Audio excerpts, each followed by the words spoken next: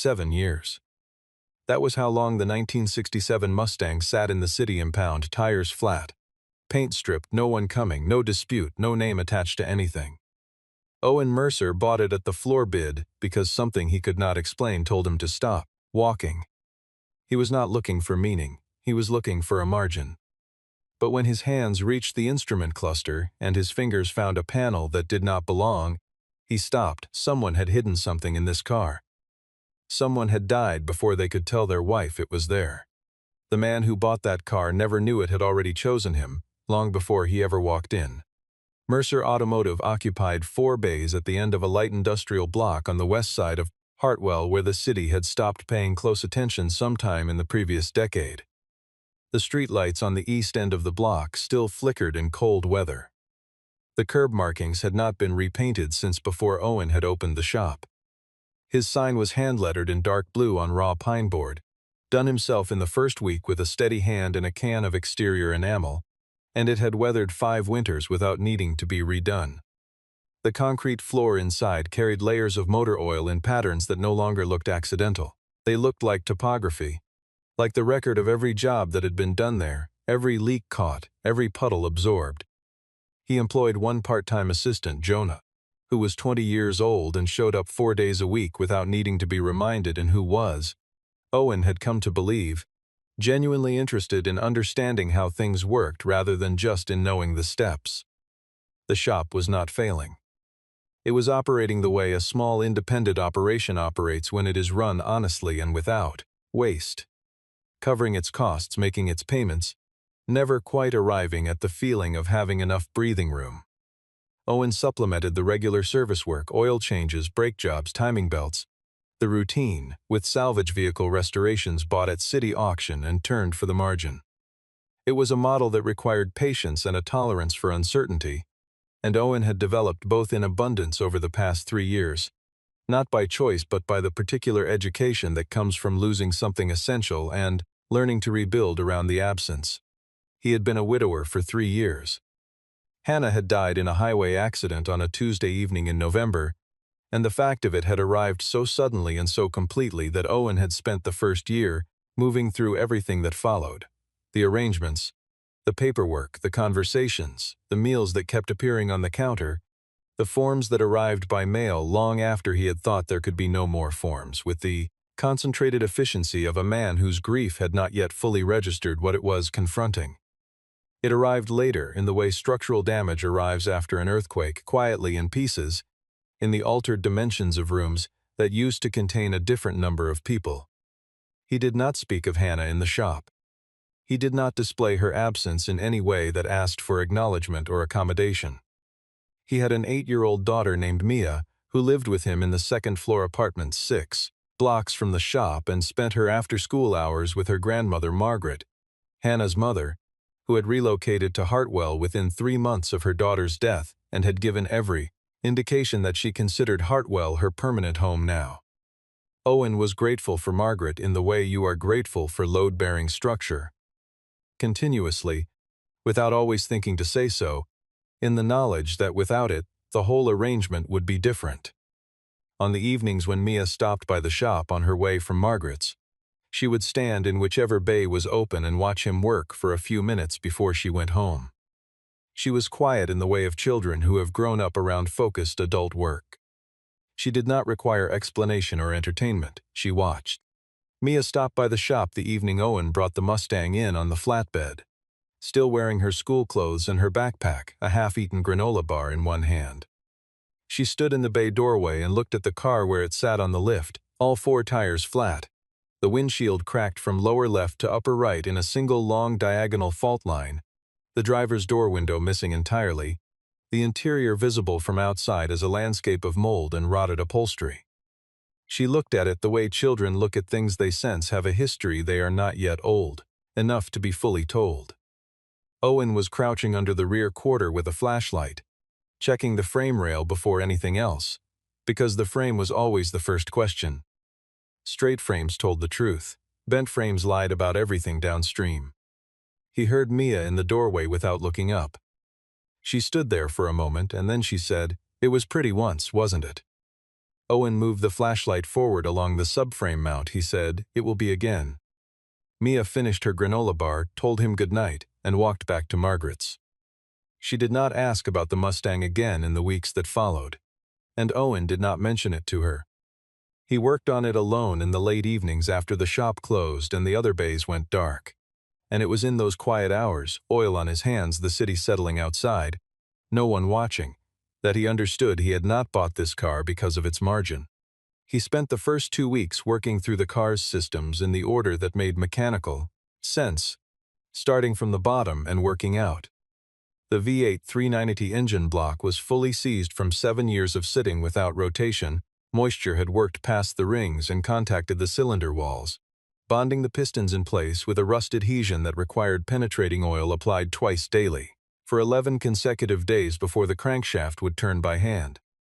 He sourced a period-correct carburetor rebuilt from a specialty supplier in Cincinnati. The original was corroded past any reasonable cleaning threshold, and replaced the fuel lines end to end, every steel run from the tank forward, because 3 separate junctions had corroded through, and there was no reliable way to determine whether others had been compromised without visible breach. The wiring harness under the dash had partially burned at some earlier point, the cloth insulation, cracked and blackened, the evidence old enough that whatever had caused it predated the impound by years, and the entire sub-dash bundle needed to be replaced section by section. Both front brake calipers had fused to their rotors and required a reciprocating saw to free before the extent of the damage could even be assessed.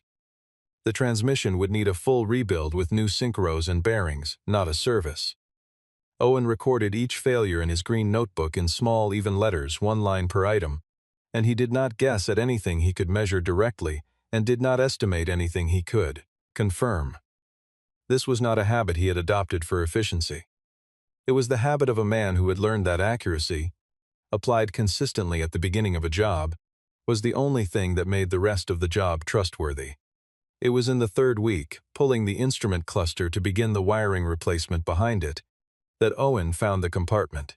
He had registered earlier during the initial walkthrough that the cluster panel did not sit entirely flush with the surrounding dash, a gap of perhaps 2 millimeters along the left edge where factory tolerance should have been 0, which he had attributed to material shrinkage over the years and had not examined further.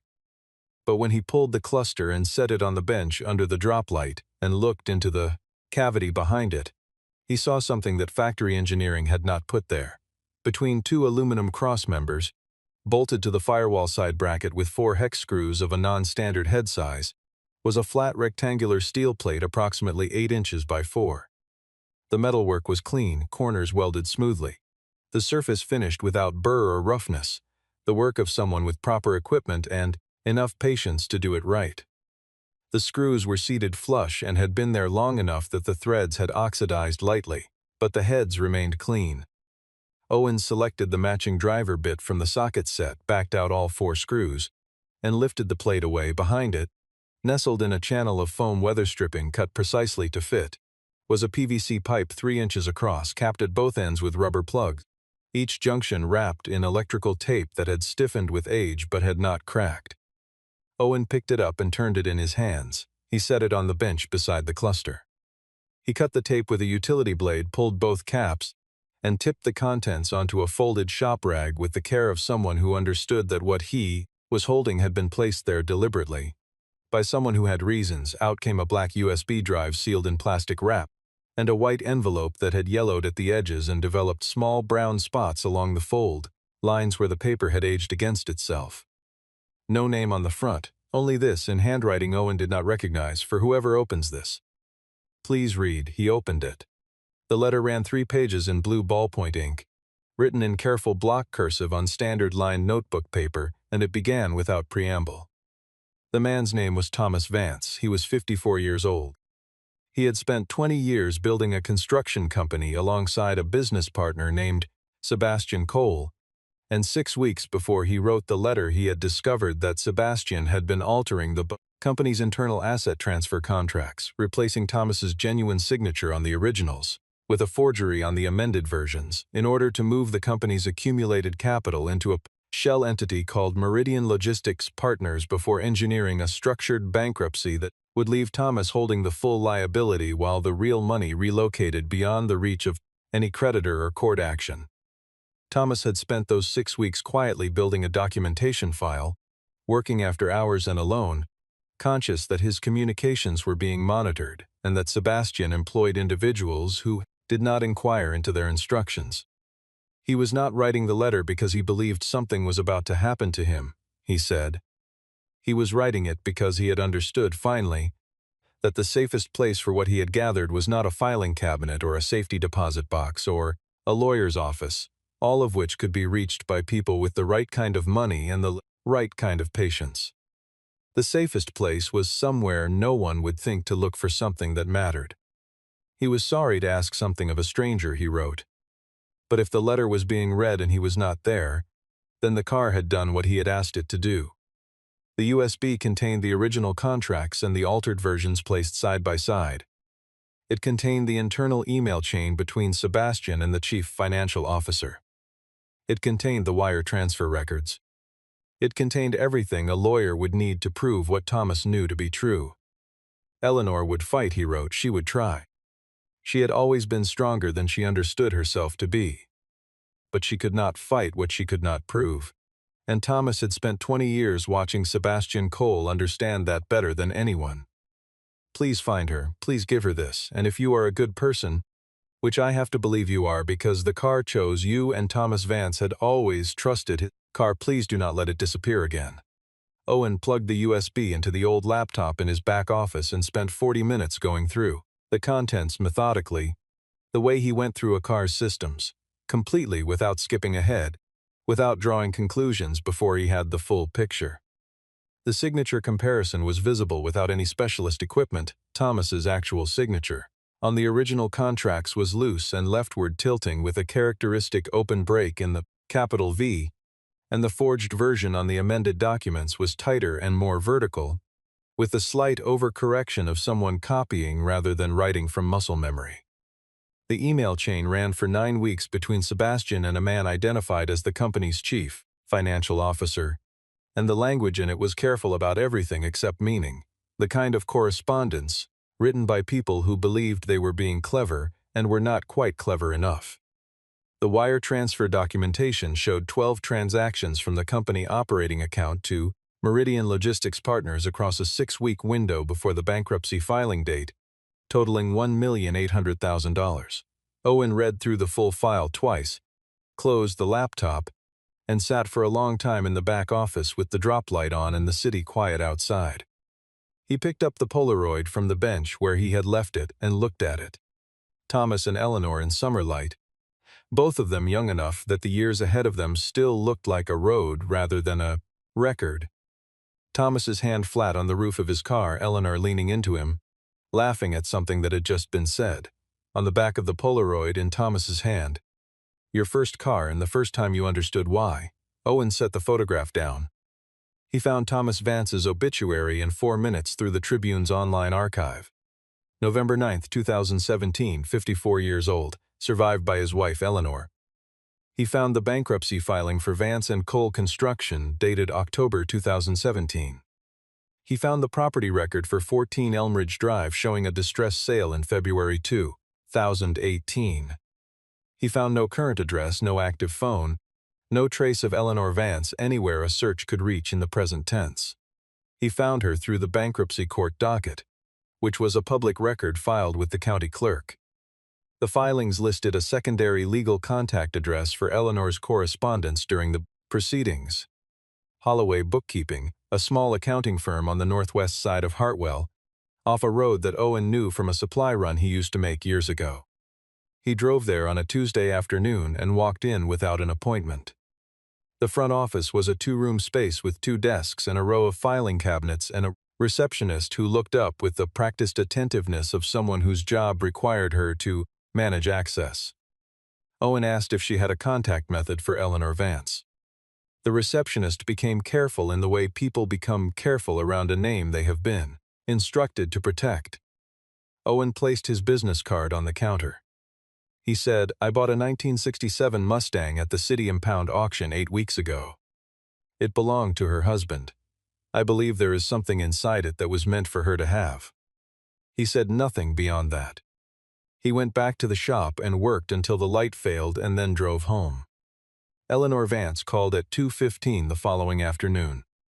Her voice on the phone was even and controlled, and beneath the control was a quality Owen recognized not as coldness but as discipline, the voice of someone who had learned that letting things through had a cost, and who had managed that cost by deciding carefully what she allowed to reach the surface.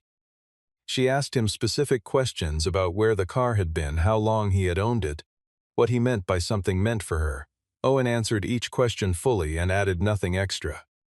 When she asked for the address of the shop, he gave it. She arrived 2 hours later, and Owen watched her stand in the bay doorway and look at the Mustang the way you look at something you loved before the world changed the terms under which you were allowed to love it.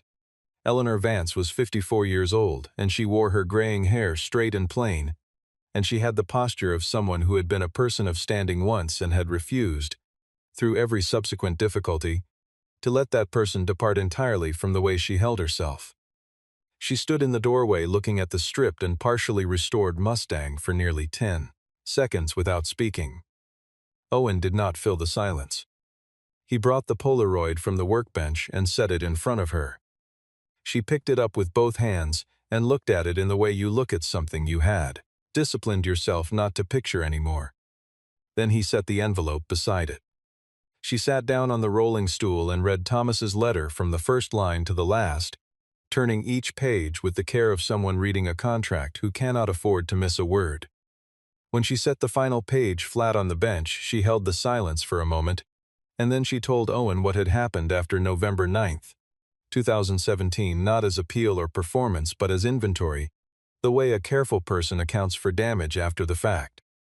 Sebastian Cole's attorneys had arrived within 2 weeks of the funeral with 4 inches of documents.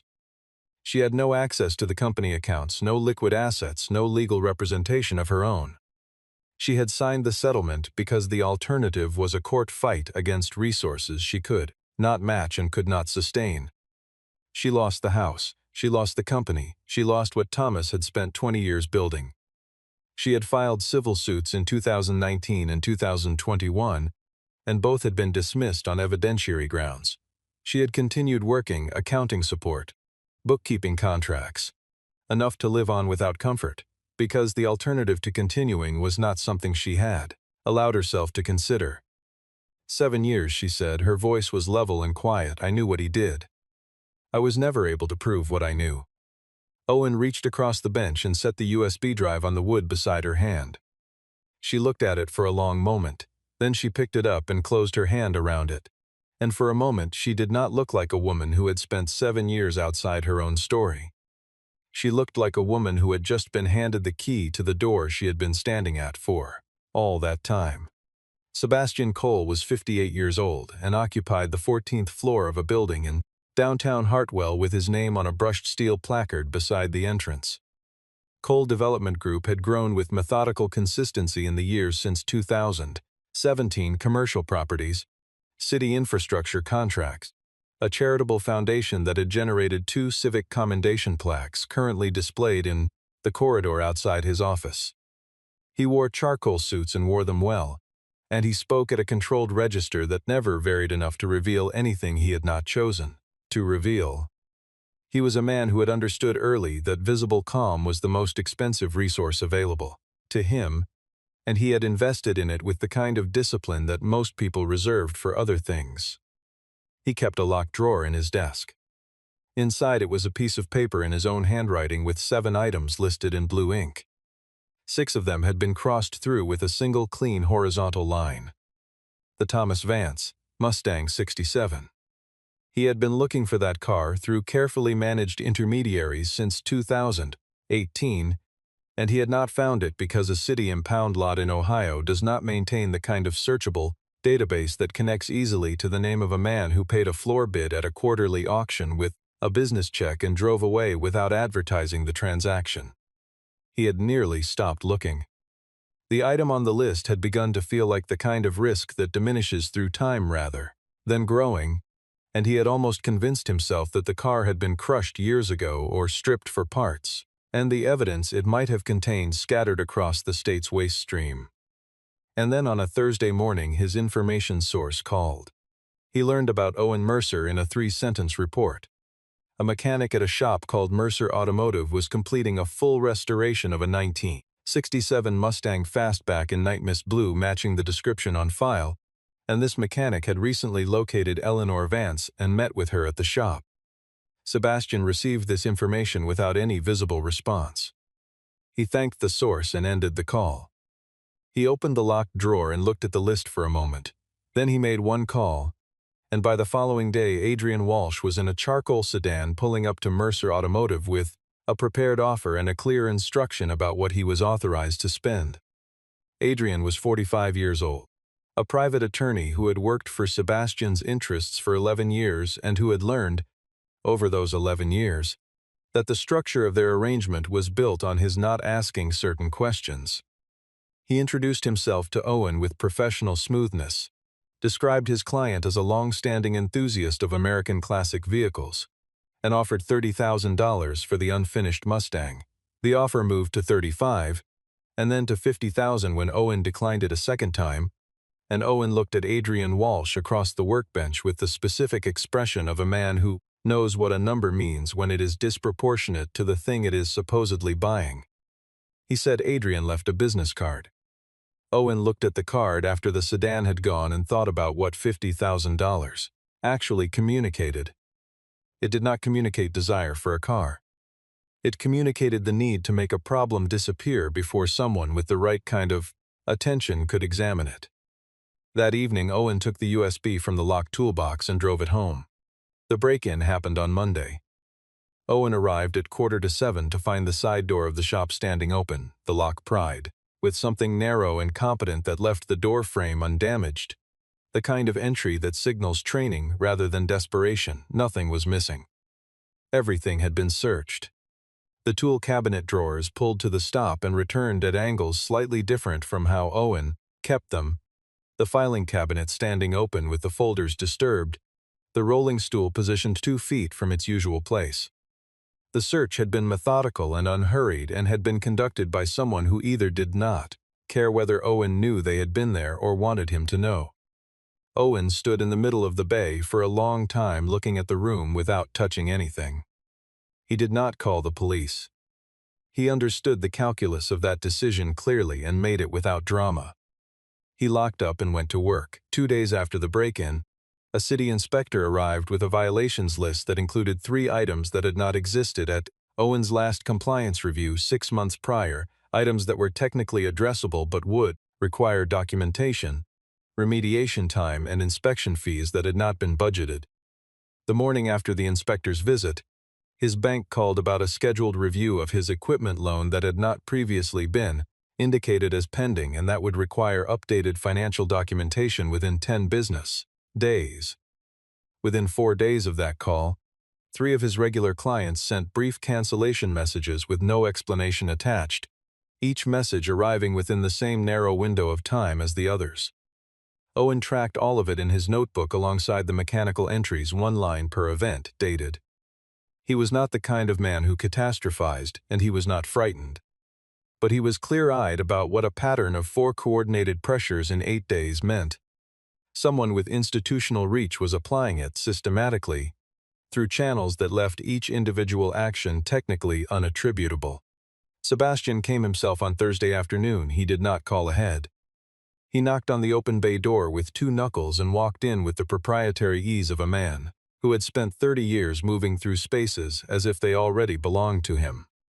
He sat down in the client's folding chair beside Owen's desk, a metal chair on stained concrete in a working garage that smelled of oil and rubber, and he settled into it the way he would have settled into a leather chair in a conference room, with the complete comfort of someone who does not register physical circumstance as something that changes the terms.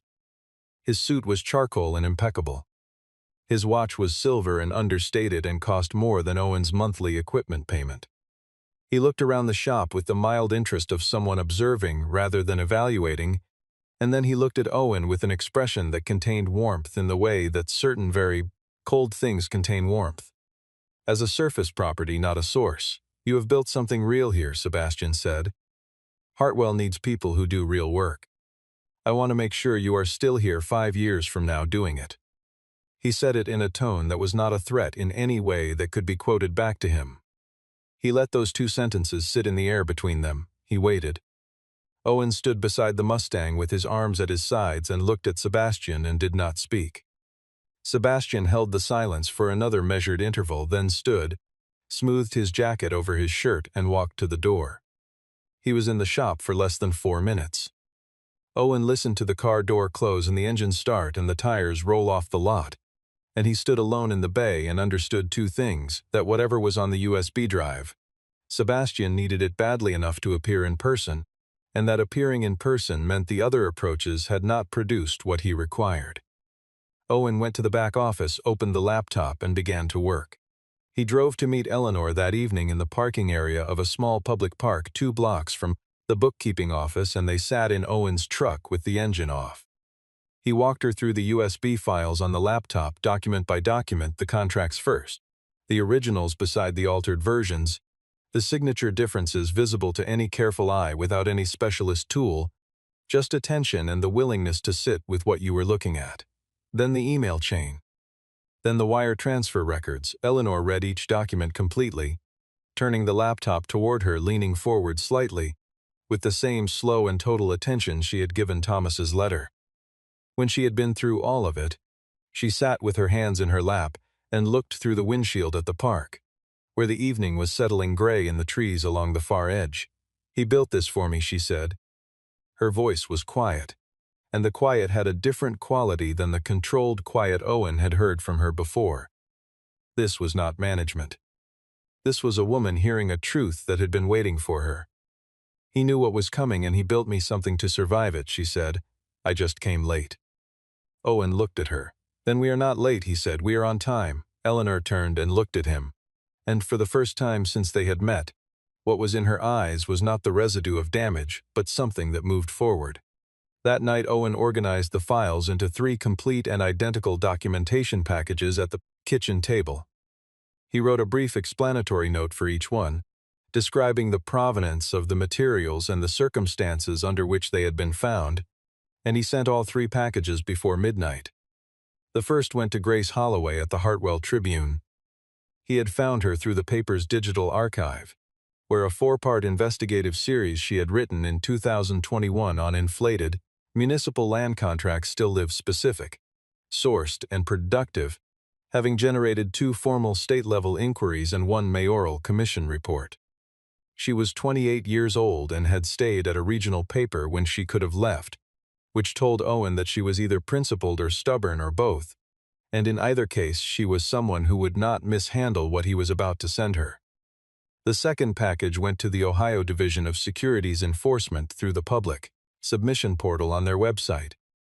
The third went to Eleanor's attorney, who had agreed to review the case under a contingency arrangement after Eleanor called him, following their evening in the parking area.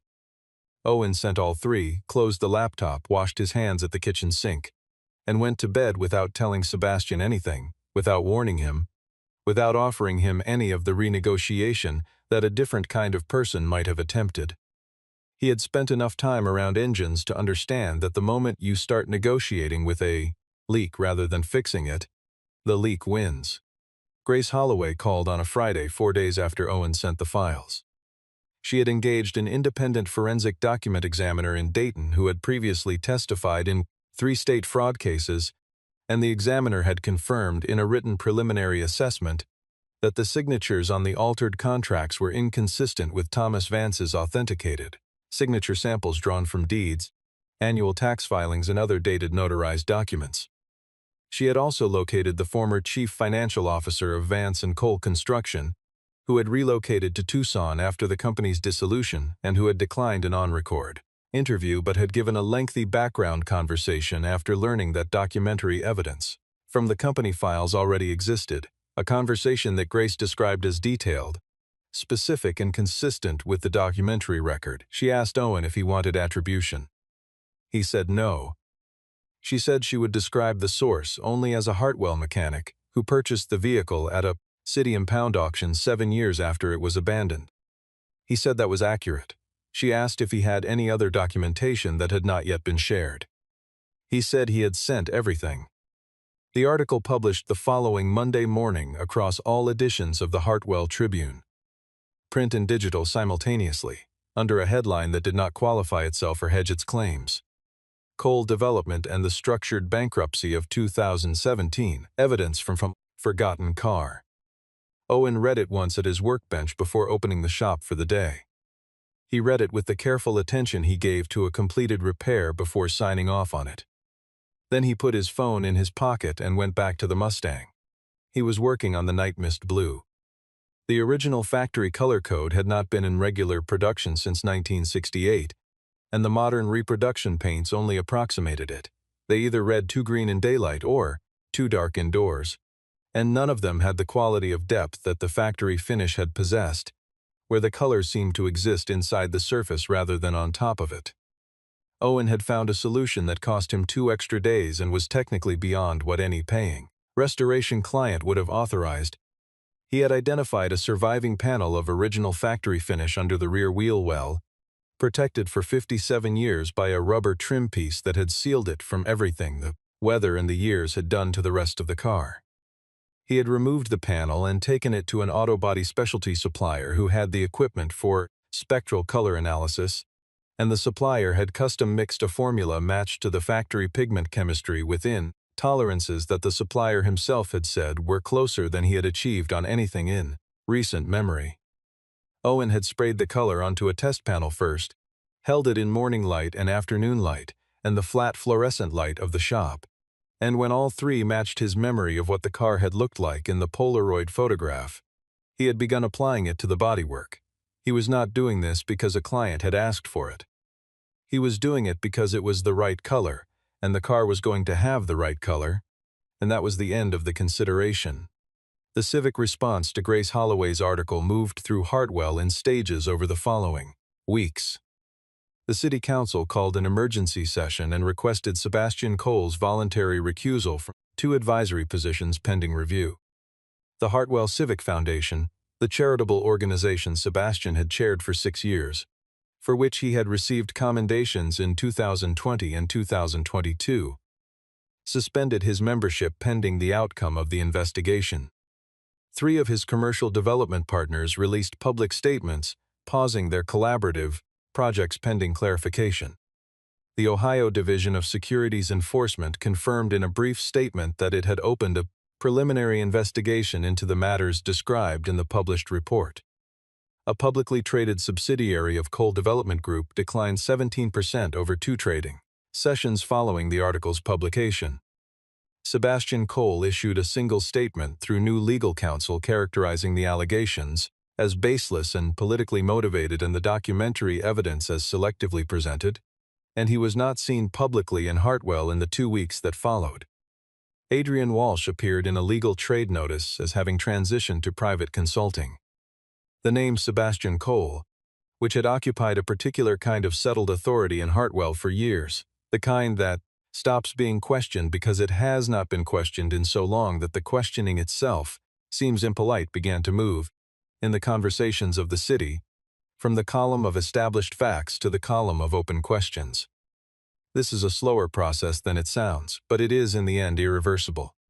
3 months after the article published, the Ohio Division of Securities Enforcement filed a formal civil complaint against Sebastian Cole, citing fraudulent asset transfer, material misrepresentation in bankruptcy proceedings, and conspiracy to defraud a creditor of approximately $1,800,000. A parallel criminal referral was forwarded to the county prosecutor's office the same week. Coal Development Group was placed under a court-ordered compliance monitor pending the resolution of the civil proceedings.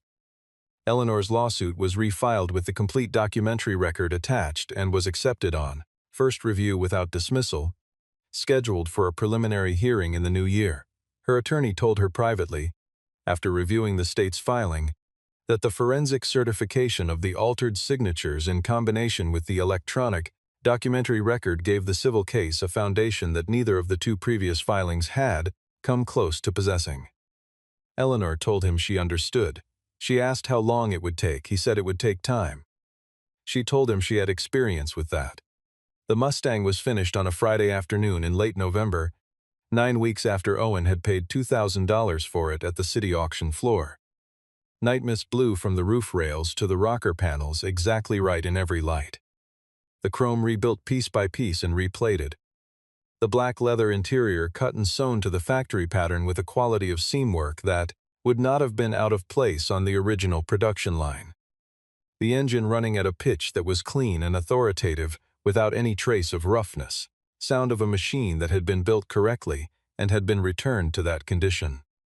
Owen drove it twice around the block after closing the bay doors, windows down in the cold November air, listening for anything that was not right. There was nothing that was not right. He pulled back into the bay, turned off the engine, and sat in the car for a moment in the particular quiet that follows the completion of a long job. Not the quiet of emptiness, but the quiet of something finished. He drove to Holloway Bookkeeping that afternoon without calling ahead and parked the Mustang at the curb directly in front of the glass door. He walked in and the receptionist looked up from her desk.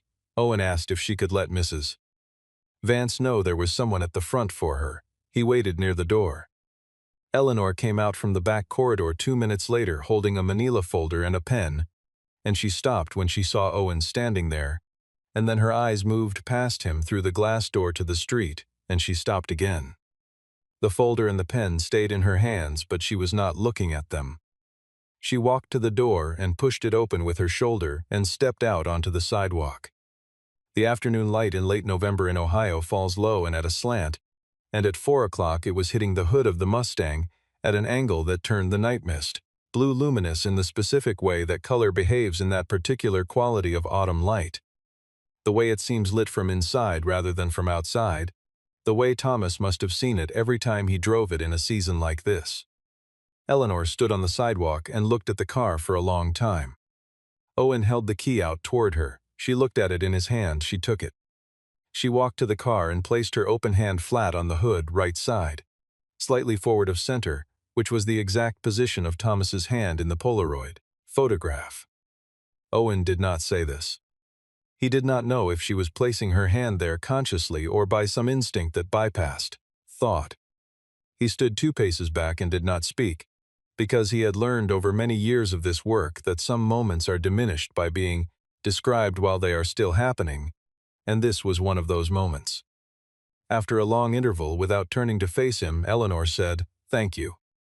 Owen said it was always yours. The city inspector did not return to Mercer Automotive for a follow-up visit. The bank confirmed Owen's loan terms without modification after he submitted the documentation they had requested. The 3 clients who had canceled rebooked their appointments without explanation or acknowledgement, and Owen scheduled them without comment. 1 month after the article published, a man called the shop and asked whether Owen took on classic restoration work. He had read about the Hartwell mechanic who had restored a Mustang from the city impound, and he had a '69 Camaro in a garage in Medina that had been sitting for 4 years. Owen wrote down the information and said he would call back. The shop continued as it had before, covering its costs and requiring attention and not offering the kind of breathing room that allowed for complacency. This was not a transformation. It was the modest and specific consequence of doing something correctly, the world adjusting slightly in the direction of what was deserved, without announcement or ceremony. One evening near the end of November, Owen came home to find Mia at the kitchen table under the lamp with her homework spread around her. She looked up when he came in and, after a moment, asked whether the woman had liked the car. Owen hung his jacket on the peg by the door and thought about this. "I don't know if she was happy," he said. "But she is not standing on the outside of her own story anymore." Mia considered this with the concentrated seriousness she brought to things she understood better than she could say, then nodded and went back to her work. Owen went to the kitchen and started dinner. Later that night, after the apartment had gone quiet, Owen sat at the small desk in the corner of the living room and took the manila envelope from the bottom drawer. Inside it were the Polaroid photograph and a scanned copy of Thomas's letter. The original was with Eleanor's attorney as part of the evidentiary file, where it belonged. Owen looked at the photograph for a long time. Thomas Vance in the summer light of some year that predated everything that had happened since, his hand on the roof of the car he loved, laughing at something just out of frame. A man who had understood in the worst weeks of his life that the safest thing he could do was trust the world to produce someone capable or of carrying what he left behind. He had built the compartment carefully and sealed it well and said his piece on 3 pages of lined notebook paper, and then he had driven the car into the ordinary world and trusted. Owen put the photograph back in the envelope and set it in the drawer. He turned off the lamp. There are things that move slowly in this world, accumulating weight the way sediment accumulates, invisible in any single day, readable only in what the years eventually reveal. Thomas Vance had understood this, and he had built accordingly, not for the short timeline, not for the fast resolution, but for the durable one. A mechanic from Ohio had bought a forgotten car at the floor bid one October morning because something he could not name told him to stop walking, and the car had done what Thomas had asked it to do. Owen had done his part of the job. The rest was moving forward the way things move when the foundation is finally right. He turned off the light and went to bed.